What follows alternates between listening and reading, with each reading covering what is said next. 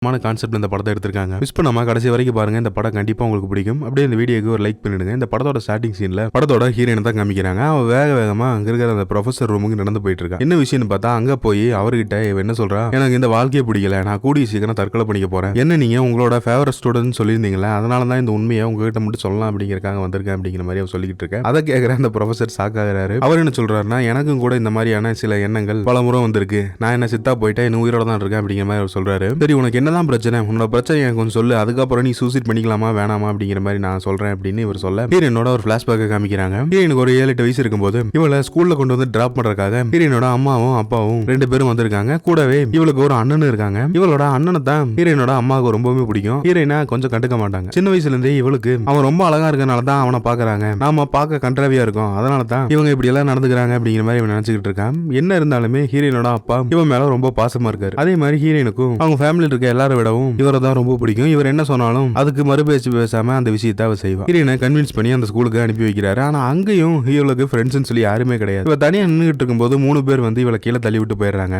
இந்த ஸ்கூல் வாழ்க்கையே அவ ரொம்ப வெறுக்கிறா. தனியா ஒரு இடத்துல நின்றுட்டு இருக்கும்போது அங்க ஒரு சின்ன பொண்ணு வரா. அவ அன்னைக்கு தான் புதுசா அந்த ஸ்கூல்ல ஜாயின் ஆயிருக்கா. ஹீரோயின் கிட்ட வந்து வாண்டடா பேசிக்கிட்டு இருக்கா. அவ கையில ஒரு கம்பளி பூச்சி ஒன்று இருக்கு. அதை எடுத்து இவகிட்ட கொடுக்குறா. அதை பத்திரமா சேஃப்டியா பாத்துக்கோன்னு சொல்லி இவ என்ன பண்றா, இவளோட பென்சில் பாக்ஸ்ல அதை உள்ள போட்டு வச்சதும் அது மூச்சு திணறி அங்கேயே செத்து போகுது. அவங்க 2 பேரும் கொண்டு போய் அதை ஒரு டாய்லெட்ல போட்டு ஃப்ளஷ் பண்ணி விட்டுறாங்க. ஹீரோயினுக்கு ஃப்ரெண்டுன்னு சொல்லி இருக்கிறதுன்னு பார்த்தா இந்த ஒரே ஒருத்தி மட்டும் தான். இப்படியே காலங்கள் கடந்து போயிடுது. கிட்டத்தட்ட ஹீரோயினுக்கு இப்போ ஒரு 13 வயசு ஆயிடுச்சு. அப்பவும் அவளை அந்த கண்ணாடியில பாத்துக்கிட்டு இருக்கா. அவ அழகு இல்ல அப்படிங்கிற ஒரு எண்ணம் அவளுக்குள்ள இருந்துகிட்டே இருக்கு. இந்த பக்கம் ஹீரோயினோட அண்ணனை காமிக்கிறாங்க. அவன் ஆள் நல்லா வாட்ட சாட்டமா வளர்ந்து பார்க்க ஸ்மார்ட்டா இருக்க. தன்னோட பொண்ணு இந்த மாதிரியான எண்ணங்கள்ல இருந்து வெளியே வரணுங்கிறதுக்காக ஹீரோயினோட அப்பா என்ன பண்றாருன்னா, டின்னருக்கு ஹீரோயினை வெளியே கூட்டு போறாரு. நீ ரொம்ப அழகா தான் இருக்க, உனக்குள்ள இருக்கிற அந்த இன்ஃபீரியாரிட்டி காம்ப்ளெக்ஸை வெளியே கொண்டு வந்தாதான் லைஃப்ல நல்லா இருக்க முடியும் அப்படிங்கிற மாதிரி அட்வைஸ் எல்லாம் பண்ணிட்டு இருக்காரு. இப்படியே அவங்க பேசிட்டு ஜாலியா போய்கிட்டு இருக்கும்போது சடனா அவருக்கு ஹார்ட் அட்டாக் வருது. எதிரில் இருக்க ஒரு வண்டி மேல ஆக்சிடென்ட் ஆகி அந்த வண்டி நிக்குது. ஹீரோயின் வெளியே போய் பாக்குறா. அது நைட் டைம் அப்படிங்கறனால அங்க யாருமே இல்ல. இவங்க எவ்வளவு முயற்சி பண்ணியும் ஹீரோயினோட அப்பாவை காப்பாற்ற முடியல. அவர் அங்கேயே இறந்து போயிடுறாரு. ஹீரோயின் மேல ரொம்ப பாசமா இருந்தது இந்த ஆள் மட்டும் தான். இப்போ அவரும் இல்லாதனால அவ மனசளவுல ரொம்ப பாதிக்கப்படுறா. இப்போ ஹீரோயினுக்கு 17-18 வயசு ஆயிடுச்சு. அவ ஒரு ஹை ஸ்கூல்ல படிச்சிட்டு இருக்கா. கூட அவளோட அந்த க்ளோஸ் ஃப்ரெண்ட் இருப்பாள, அவ தான் இப்பவும் இருக்கா. இவங்க 2 பேரும் பேசிட்டு இருக்கும்போது இவளோட கிளாஸ் சீனியர் ஒருத்தர் இருப்பான். அவன் அந்த சைடு நடந்து போயிட்டு இருக்கும்போது அவன் மேல ஹீரோயினுக்கு ஒரு கண்ணு. எப்படியாவது அவனை கரெக்ட் பண்ணுன்னு சொல்லி இவன் நினைக்கிறான். இந்த பக்கம் ஹீரோயின் கூடவே படிச்சிட்டு இருக்க ஒருத்தன் இவள ஒன் சைடா லவ் பண்ணிட்டு இருக்கான். ஆனா ஹீரோயின் இவனை ஒரு ஃப்ரெண்டா தான் நினைக்கிறான். அன்னைக்கு கிளாஸ் முடிஞ்சதுமே ஹீரோயின் வீட்டுக்கு வரா. இவளோட அம்மா என்ன சொல்றாங்கன்னா, அவங்களோட பாய் ஃப்ரெண்ட் எவனோ ஒருத்தன் வேற ஏதோ ஒரு ஊர்ல இருக்கான், அவனை பாக்குறதுக்காக நான் போறேன், 2 நாளைக்கு நான் வீட்டுக்கு வர மாட்டேன், நீ சேஃப்டியா பத்திரமா இரு அப்படிங்கிற மாதிரி சொல்லிட்டு அவங்க போறாங்க. ஹீரோயின் அவளோட ஃப்ரெண்டை கூப்பிட்டு வீட்டுல பார்ட்டி பண்ணிட்டு இருக்கான். இந்த விஷயத்தெல்லாம் இவனோட அண்ணன் கிட்ட இவ போன் பண்ணி நக்கலா பேசிக்கிட்டு இருக்க. அவன் வேணும்னே ஒரு 4-5 பசங்களை கூப்பிட்டு வந்து அங்க பக்கத்துல இருக்க ஸ்விம்மிங் பூல்ல குடிச்சிட்டு கூத்தடிச்சிட்டு இருக்காங்க. இப்போ இவங்களை கேட்கறதுக்கு யாருமே இல்ல அப்படிங்கறனால ஹீரோயின் ஓவரா சரக்கு அடிச்சிடறா. இவ வாமிட் எடுத்துக்கிட்டு இருக்கா. அவளோட ஃப்ரெண்டு தான் ஹெல்ப் பண்ணி இவளை கொஞ்சம் கம்ஃபர்டபிள் லெவலுக்கு கொண்டு வரா. அவ அந்த இடத்துலயே மயங்கி தூங்குனதும் இவளுக்கு தலைவலி தாங்க முடியாம கீழே அந்த டேப்லெட் எடுக்கலாம்னு சொல்லி கீழே இறங்கி வரும்போது அந்த படிக்கட்டு கீழே ஹீரோயினோட அண்ணன் ஏதோ இடத்த கிளீன் பண்ணிட்டு இருக்காங்க. என்ன விஷயம்னு பார்த்தா, உன்னோட ஃப்ரெண்ட் எப்படி ஓவரா சரக்கு அடிச்சிட்டு தேவையில்லாத வேலை பண்றாலோ அதே மாதிரி தான் என்னோட ஃப்ரெண்டு பண்ணிட்டான்னு சொல்லி இவங்க 2 பேரும் பேசிக்கிட்டு இருக்காங்க. ஹீரோயின் அறம்போதையில கண்முழிக்கிறா. கண்முழிச்சு பார்க்கும்போது அவளோட ஃப்ரெண்டை காணும். எங்கன்னு சொல்லி தேடிட்டு வந்தா கரெக்டா ஒருவேளை இங்க இருப்பாலும் சொல்லி இவளோட அண்ணனோட ரூம் ஓபன் பண்ண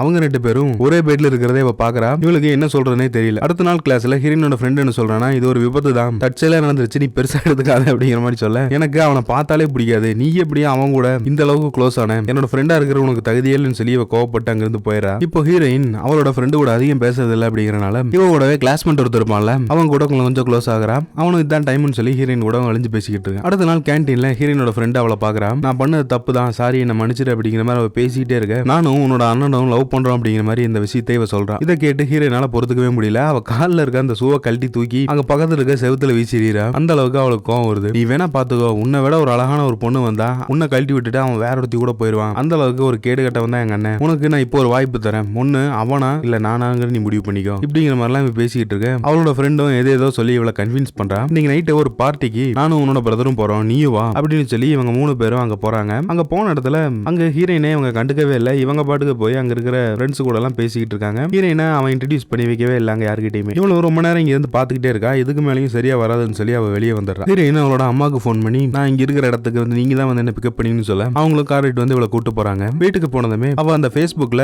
இவளுக்கு ஒருத்த மேல ஒன் சைடு லவ் இருந்திருக்குல்ல, அவனுக்கு மெசேஜ் பண்றான். அவனுக்கு ஃப்ரெண்ட் ரிக்வெஸ்ட் கொடுத்துருக்கேன், ஆனா உனக்கு நோட்டிபிகேஷன் வந்துச்சா இல்லையான்னு தெரியல, நீ அதை அக்செப்ட் பண்ணவே இல்லை, என்னோட ஃப்ரெண்ட் ரிக்வெஸ்ட் ஏத்துக்கோன்னு சொல்லி அவங்க ஒரு இமெயில் அனுப்பிட்டு அந்த பார்ட்டியில நடந்த இன்சல்ட்டா அவளால மறக்கவே முடியல. ஹீரோயினை ஒன் சைடா ரூட் விட்டுருப்பான்ல, அவனுக்கு இவங்க ஃபோன் பண்றாங்க. நம்ம 2 பேரும் சேர்ந்து வெளியே போகலாமா அப்படின்னு கேட்க அவனும் சரின்னு சொல்ல இவங்க 2 பேரும் வெளியே போய் ஊர் சுத்திக்கிட்டு இருக்காங்க. அந்த சமயம் பார்த்து இவன் கரெக்டா ஹீரோயினுக்கு ஒரு கிஸ் கொடுக்க வர, நீ என்ன பண்ற, இதெல்லாம் எனக்கு பிடிக்காது அப்படிங்கிற மாதிரி சொல்றான். இப்போதைக்கு நம்மளும் ஒரு டிஸ்டன்ஸ் மெயின்டைன் பண்றதுதான் நல்லதுன்னு சொல்லி அவனும் அமைதியா இருக்கான். அடுத்த நாள் ஹீரோனோட ஃப்ரெண்டு இவளை பார்க்க வரா. நேத்து நீ என்ன எந்த அளவுக்கு இன்சல்ட் பண்ண முடியுமோ அந்த அளவுக்கு அவமானப்படுத்திட்டேன். நான் இது நாள் வரைக்கும் எங்கேயாவது பார்ட்டின்னு போனா இந்த மாதிரி என்னோட க்ளோஸ் சர்க்கிள் கூட நான் போய் மிங்கிளானதே கிடையாது. உனக்காக நான் வெயிட் பண்ணிட்டு இருந்திருப்பேன். ஆனா நீ இப்படி நேத்து என்ன கண்டுக்காம போனது எனக்கு ரொம்ப வருத்தமா இருக்கு அப்படிங்கிற மாதிரிலாம் சொல்லிக்கிட்டு இருக்க. அவன் என்ன சொல்றானா, நானும் உங்க அண்ணனும் லவ் பண்றோம், நீ புரிஞ்சுக்கோ அப்படிங்கிற மாதிரி சொல்ல, உனக்கு நான் ஒரு ஆப்ஷன் தரேன், உனக்கு ஃப்ரெண்டு முக்கியமா லவர் முக்கியமா நீ ஏன் முடிவு பண்ணிக்கோ அப்படிங்கிற மாதிரி அவகிட்ட கேட்ட அவனால எந்த ஒரு பதிலுமே சொல்ல முடியல. இதுக்கு மேல உங்ககிட்ட பேசுறது வேஸ்ட் ஆஃப் டைம் சொல்லி ஹீரோனோட ஃப்ரெண்ட் அங்கிருந்து போயிடுறான். ஹீரோயின் இப்ப என்ன முடிவு பண்றானா, எனக்கு யாருமே தேவையில்ல, நான் தனியாவே இருந்தாலும் என்னால சந்தோஷமா இருக்க முடியும், நீங்க யாருமே என்கிட்ட உண்மையா இல்லைன்னு சொல்லி கொஞ்ச நாளா இவ தனியாவே சுத்திக்கிட்டு இருக்கான். அப்போ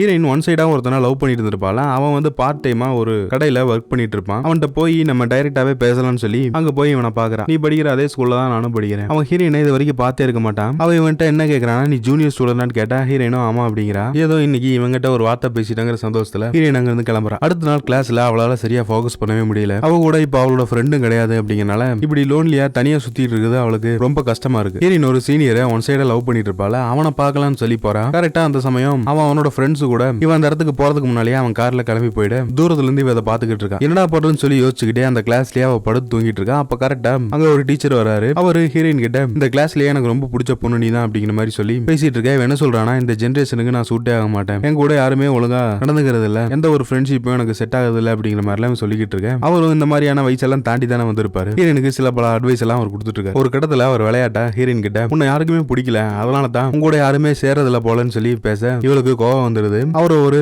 டீச்சர்னு கூட பார்க்காம, அப்போ உங்களோட முகத்தை நீங்க கண்ணாடியில பாத்திருக்கீங்களா, உங்க தலையில தான் முடியல இல்ல, அதனால தான் உங்களை யாருமே கல்யாணம் பண்ணிக்கல, இப்போ வரைக்கும் சிங்கிளா இருக்கீங்க, அதை விட உங்களோட வருமானம் எந்த ஒரு பொண்ணுமே எதிர்பார்க்கிற அளவுக்கு இருக்காது. இப்படி எல்லாம் தேவையில்லாத வார்த்தைகளால அவரை பேசிட, ஆனா அவருக்கு கொஞ்சம் கூட ஹீரோயின் மேல கோவமே வரல. என்னோட 23 வருஷம் சர்வீஸ்ல இது நாள் வரைக்கும் என்ன யாருமே இப்படி பேசினது கிடையாது, நீ இவ்வளவு பேசினாலும் எனக்கு கோவமே வரல, உன்னை எனக்கு ரொம்ப பிடிச்சிருக்குன்னு சொல்லி அவரு சாப்பிடறதுக்காக ஒரு பிஸ்கெட் வச்சிருப்பாரு. அதை பாதியா உடைச்சு ஹீரோயினுக்கு அவர் கொடுக்குறாரு. இப்படி ஒரு நல்ல மனுஷனே இப்படி பேசிட்டேன்னு சொல்லி ஹீரோயின் சாரி கேட்கறா. கூடவே உங்க தலையில முடியலன்னு சொன்னு சொல்லி வருத்தப்படாதீங்க, அந்த அளவுக்கு உங்க மண்டை இன்னும் சொட்டை ஆகல, கொஞ்சம் முடி இருக்கு அப்படிங்கிற மாதிரி ஐஸ் வைக்க பாக்குறா. அவர் சிரிச்சுக்கிட்டே ஹீரோயின் கூட ஜாலியா தான் பேசிட்டு இருக்காரு. வீட்டுக்கு வந்து சோகமா படுத்துட்டு இருக்கேன். கரெக்டா அந்த சமயம் ஹீரோயினோட அண்ணனும் இவளோட ஃப்ரெண்டும் அங்க வராங்க. அங்க மேல இருக்க ரூமுக்கு போறாங்க. அவங்களே இவ பார்த்தாலும் கண்டுக்கவே இல்ல. இவங்கள பார்த்ததுமே ஹீரோயினுக்கு தலைவலி வந்துட்டு அங்க ஒரு மாத்திரையை போட்டு படுத்துட்டு இருக்கா. அப்ப கரெக்டா ஹீரோயினை ஒன் சைடா ஒருத்தர் லவ் பண்ணிட்டு இருப்பாள். அவன் போன் பண்றாங்க, லஞ்சுக்கு எங்க வீட்டுக்கு வரையா அப்படிங்கிற மாதிரி அவன் கேட்க, ஹீரோயின் இப்ப என்னால பேச முடியாது, இன்னொரு நாளைக்கு பார்க்கலாம் அப்படின்னு சொல்லி அவ போனை கட் பண்ணிடுறான். நம்ம இப்படி அவனை பேசியிருக்க கூடாதுன்னு சொல்லி திரும்பவும் கால் பண்றான். உங்களோட வீட்டுல ஸ்விம்மிங் பூல் இருக்கா, எனக்கு ஸ்விம்மிங் பண்ணும் போல ஆசையா இருக்குன்னு சொல்லி சொல்ல, அவனும் எல்லாமே இருக்கு நீ வா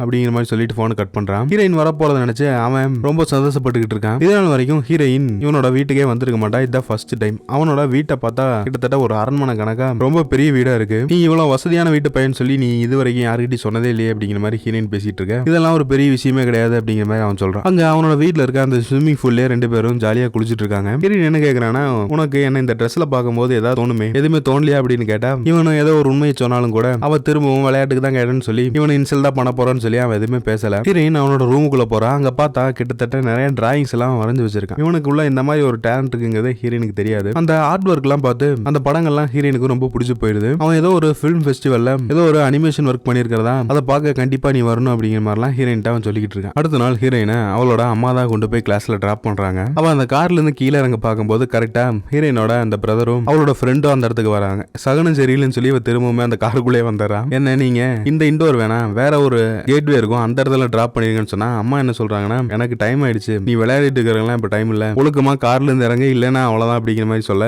இவ்வளவு வேற வழி இல்லாம அங்க இறங்குறா. அடுத்த நாள் ஹீரோயின் என்ன சொல்றானா, எனக்கு வாழவே பிடிக்கல, நான் கூடி சீக்கிரம் தற்கொலை பண்ணிக்க போறேன் அப்படிங்கிற மாதிரிலாம் இந்த அம்மா கிட்ட சொல்லிக்கிட்டு இருக்க. அவங்க உனக்கு எதுல விளையாடுறதுன்னு சொல்லி அவசியம் இல்ல, காமெடி பண்ணாம போய் தூங்கு அப்படிங்கிற மாதிரி சொல்லிட்டு போயிடுறாங்க. ஹீரோயின் ஒன் சைடா ஒருத்தனை லவ் பண்ணிட்டு இருப்பாங்கல்ல, எதனால நாளைக்கு தான் நம்மளும் அம்பி மாதிரி நம்ம மனசுக்குள்ள இருக்கிற அந்த ஆசையை வெளியே சொல்லாமலே வாழ்ந்துகிட்டு இருக்கிறது. ரெமோவா மாதிரி எல்லாத்தையும் சொல்லிடலான்னு சொல்லி மெசேஜ்லயே இவளுக்கு அவன் மேல எவ்வளவு ஃபீலிங்ஸ் இருக்கு அப்படிங்கறத கிட்டத்தட்ட ஒரு பேராகிராஃப் மாதிரி எழுதிக்கிட்டே போறான். கடைசியா அவ யோசிக்கிறா, ஒரு பொண்ணு தன்னோட வெக்கத்தை விட்டு இந்த மாதிரி ஒரு மெசேஜ் அனுப்புனா எல்லாருமே கேவலமா தான் நினைப்பாங்க, அதை அனுப்ப வேணாம்னு சொல்லி டெலீட் பண்றதுக்கு பதிலா அதை சென்ட் பண்ணி விட்டுறா. இப்படி ஒரு தப்பு பண்ணிட்டேன்னு சொல்லி அதுக்கப்புறம் தான் இந்த மாஸ்டர் கிட்ட வந்து இவ சூசைட் பண்ணிக்க போறேன் அப்படின்னு சொல்லி இந்த ஃபர்ஸ்ட் சீன்ல சொல்லிருப்பால, அந்த சீன் இப்பதான் கண்டினியூ ஆகுது. அவர் என்ன சொல்றாருன்னா, அந்த மெசேஜ பாக்குறாரு. பார்த்துட்டு நீ எதையுமே அனுப்புறதுக்கு முன்னால யோசிச்சிருக்கணும், இதுக்கப்புறம் வருத்தப்பட்டு ஒரு பிரயோஜனம் இல்ல, அப்படியே அவங்க கிட்ட இருந்து ஏதாவது ரிப்ளை வந்தாலும் பெருசா எடுத்துக்க வேண்டியது இல்ல, ஃப்ரீயா விடு அப்படிங்கிற மாதிரி இவர் சொல்றாரு. இதனால வரைக்கும் ஹீரோயினுக்கு அவன் ரிப்ளை பண்ணிருக்க மாட்டான். இவன் இந்த மாதிரி கொஞ்சம் ரொமான்டிக்கா மெசேஜ் அனுப்பணும், அதுக்கு அவன் திரும்பவுமே ஹீரோயினுக்கு ஒரு மெசேஜ் பண்ணிருக்கான். பண்ணிருக்கான். அதுல என்ன போட்டிருக்குன்னா, நம்ம 2 பேரும் இன்னைக்கு நைட்டு எங்கேயாவது வெளியே போலாம், நீ ஃப்ரீயா இருந்தா வரையா அப்படின்னு கேட்டா ஹீரோயினும் ஓகே சொல்லிடுறாங்க.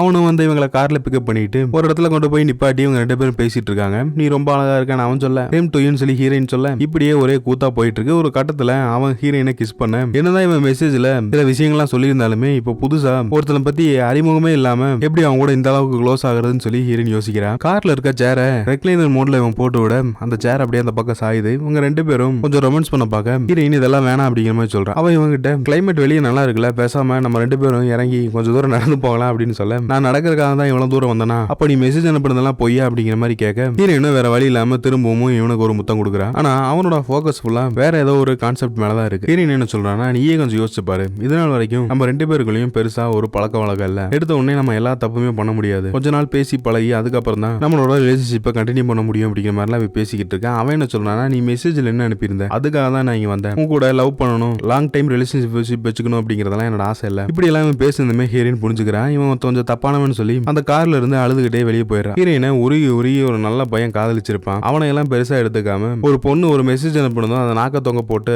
தப்பான இன்டென்ஷனோட வந்த இவளை நம்பி இவன் வந்திருக்கா பாத்தீங்களா. இந்த மாதிரியான கதைகள் தான் ஊருக்குள்ள இன்னும் நிறைய நடந்துட்டு. ஹீரோயின் சோகமா ஒரு காஃபி ஷாப்ல உட்காந்துட்டு இருக்கான். அவரோட அந்த ஃபேவரட் டீச்சர் இருப்பார்ல, அவருக்கு இவ ஃபோன் பண்ணிருக்கான். அந்த ஆளும் அங்க வந்து இப்போ இவளுக்கு வீட்டுக்கு போக விருப்பம் இல்ல, சரிவா உன்னோட மைண்ட் ரிலாக்ஸ் ஆகிற வரைக்கும் என்னோட வீட்லயே ஸ்டே பண்ணு சொல்லி இவர் கூட்டு போறாரு. இவ அந்த ஆளை என்ன சொல்லிருப்பானா, நீங்க சிங்கிளா இருக்கீங்க, உங்களை எந்த பொண்ணுமே சீண்டாது அப்படிங்கிற மாதிரிலாம் அவர் பேசியிருப்பான். ஆனா வீட்டுக்கு போனதுமே அவருக்கு ஒரு ஃபேமிலி இருக்கிறத பார்த்து இவ ஷாக் ஆகுறா. இவருக்கு ஒரு குழந்தை கூட இருக்கு, அந்த குழந்தை கிட்ட ரொம்ப பாசமா இவர் பழகிட்டு இருக்க. இவரை பார்க்கும்போது இவளுக்கு இறந்து போனா அவளோட அப்பாவை பாக்குற மாதிரியே இருக்கு, அந்த அளவுக்கு பாசமா அந்த குழந்தைய அவர் பாத்துக்கிறார். ரொம்ப நேரம் ஆகியும் ஹீரோயின் வீட்டுக்கே வரலன்னு சொல்லி ஹீரோயினோட அம்மா இந்த அண்ணங்காரங்கிட்ட சொல்லிருப்பாங்க. இந்த டீச்சரும் அவனுக்கு ஃபோன் பண்ணி சொல்லிருப்பாங்க, இந்த மாதிரி தங்கச்சி இங்க வீட்டுல தான் இருக்கா, நீ வந்து அவளை கூட்டிட்டு போன்னு சொல்லி சொல்ல அவனும் அங்க வரான். ஆனா அவனை பார்த்தாலே ஹீரோயினுக்கு பிடிக்கல. இவளோட அம்மா இவன் மேல மட்டும் தான் ரொம்ப பாசமா இருக்காங்கன்னு சொல்லி இவளே ஒரு இமேஜினேஷன்ல வாழ்ந்துட்டு இருக்கனாலதான் இவனை பார்க்கும் போதெல்லாம் அவளுக்கு அவ்வளவு கோவம் வருது. அதெல்லாம் நீ நினைக்கிற மாதிரி கிடையாதுன்னு சொல்லி இவன் எவ்வளவோ புரிய வைக்க பாக்குறான். அப்பவும் ஹீரோயின் அதெல்லாம் ஏத்துக்கிற மாதிரி இல்ல. திரும்பவுமே இந்த டீச்சரோட வீட்டுக்குள்ளேயே வந்துடுறான். இப்படியே விட்டா சரியா வராதுன்னு சொல்லி இவரும் ஹீரோயினை அவளோட வீட்டுக்கு கூட்டு போறாரு. போற வழியில உன்னை பத்தி மத்தவங்க என்ன நினைப்பாங்கிறத நீயே முடிவு பண்ணிட்டேனா, உனக்கு பாக்குற எல்லாருமே தப்பானவங்களா தான் தெரிவாங்க அப்படிங்கிற மாதிரி ஒரு கன்வின்ஸ் பண்ணி இவளை வீட்டுல விட்டுட்டு போக இவ பண்ண அந்த தப்ப உணர்ந்து ஹீரோயினோட அண்ணன் கிட்ட அவன் மன்னிப்பு கேட்கறான். அவனும் அதை ஏத்துக்கிட்டு இவங்க 2 பேரும் இப்போ அதை பழைய பகையெல்லாம் மறந்து ஒற்றுமையாகிறாங்க. அடுத்த நாள் காலையில ஹீரோயின் ரொம்ப சந்தோஷமா கண்மொழிகிறான். ஹீரோயினை ஒன் சைடா ஒருத்தர் லவ் பண்ணிட்டு இருப்பான்ல, அவன் ஏதோ ஃபிலிம் ஃபெஸ்டிவல்ல அனிமேஷன் மூவி ரிலீஸ் பண்ண போறதா ஹீரோயினை இன்வென்ட் பண்ணிருப்பான்ல, அந்த நாள் தான் இன்னைக்கு ஹீரோயினும் அங்க போயிருக்கா. அவன் என்ன கான்செப்ட்ல அந்த படத்தை எடுத்து வச்சிருக்கான்னு பார்த்தா ஹீரோயினை அவன் உருகி லவ் பண்ணிருப்பான். பட் அவ கண்டுக்காமலே இருந்திருப்பான். அப்போ வேற ஏதோ ஒரு மான்ஸ்டர் வந்து இவளை தூக்கிட்டு போற மாதிரியும் அவ தன்னோட தப்ப உணர்ந்து இவங்கிட்ட திரும்பவும் சாரி கேட்டு அவனை லவ் பண்றேன் அப்படிங்கிற மாதிரி சொல்ற மாதிரி ஒரு ஷார்ட் பிலிம் எடுத்து வச்சிருப்பான். அதை பார்த்து ஹீரோயினும் சிரிச்சுக்கிட்டு இருக்கா. இவங்கிட்ட நீ நம்ம 2 பேத்தையும் மெயின் கேரக்டர்ஸா வச்சுதானே இந்த படத்தை எடுத்தேன்னு சொல்லி கேட்டா அவன் இல்லைங்கிறான். கொஞ்ச நேரம் கழிச்சு அவன் சிரிக்கும் போது புரிஞ்சுக்கிறான் இவ கெஸ் பண்ணதான் கரெக்ட்னு சொல்லி. இவங்க 2 பேரும் இப்படி பேசிக்கிட்டு இருக்கும் போதே அவன் ஹீரோயின் கிட்ட இன்னைக்கு நம்ம 2 பேரும் டேட்டிங் போலாமா அப்படிங்கிற மாதிரி கேட்க அவளும் இப்போ ஓகே சொல்லிடுறான். இவன் மேல கொஞ்சம் கூட லவ்வே இல்லாத ஒருத்தனை இவ காதலிச்சிட்டு இருந்ததுக்கும் இவளை மட்டுமே எப்போதும் நினைச்சிட்டு இருக்கிற இவனுக்கும் எவ்வளவு வித்தியாசம் இருக்குங்கிறத இப்பதான் அவ புரிஞ்சுக்கிறான். அங்க இருக்கிற ஃப்ரெண்ட்ஸும் நிறைய பேர் இவன் எடுத்திருக்க அந்த ஷார்ட் பிலிமை பாராட்டி இவங்க பத்தி பேசிட்டு இருக்க. அவங்க எல்லார்கிட்டையும் ஹீரோயினை கூட்டு போய் அவன் இன்ட்ரோடியூஸ் பண்ணி வைக்கிறான். ஹீரோயின் இத்தனை நாளா தனக்கு எந்த மாதிரியான ஒரு வாழ்க்கை வேணும்னு சொல்லி நினைச்சுக்கிட்டு இருந்தாலும் அப்படி ஒரு வாழ்க்கை இவளுக்கு கிடைச்சிருச்சு. இந்த ஒரு ஹாப்பி எண்டிங்கோட இந்த படத்தை முடிக்கிறாங்க.